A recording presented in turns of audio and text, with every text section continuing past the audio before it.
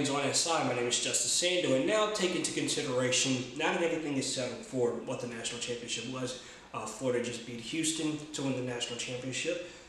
Take a back seat and just really listen and think. How does this affect John Lucas? And think about everything that's going on. Duke unfortunately lost in the Final Four against Houston. Just unfortunate circumstances going down in those closing minutes.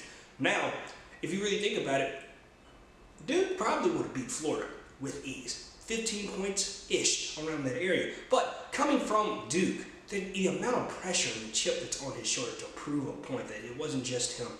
It wasn't just the Duke brand that was able to recruit all these top talents, to have the best facilities, to have the best defensive schemes, to have the best offensive schemes. He was part of that process. And he had the chance to do that with Miami. And now that Florida's a national champion, he'll also have to deal with Todd Golden and the amount of recruiting battles just back and forth, back and forth. The amount of success that Duke and now Florida has, and what John Lucas is going to have to deal with to try and build the program back up to where it was. And just think about it, only 2 years ago, the Miami Hurricanes were in the Final Four. Injuries derailed the next year, and this past year it was just a complete mess. Coach Larinaga didn't know what to do with NIL.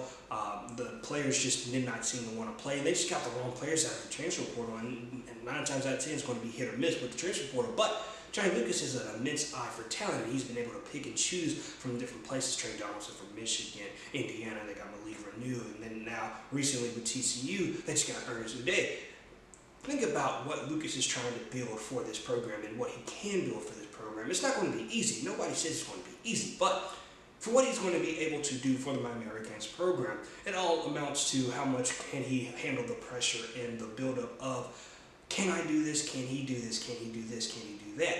So far, he's looking like $1 million and getting top players to come in, even with recruiting on the high school side and with coming out of the transfer portal trying to get some of those top players.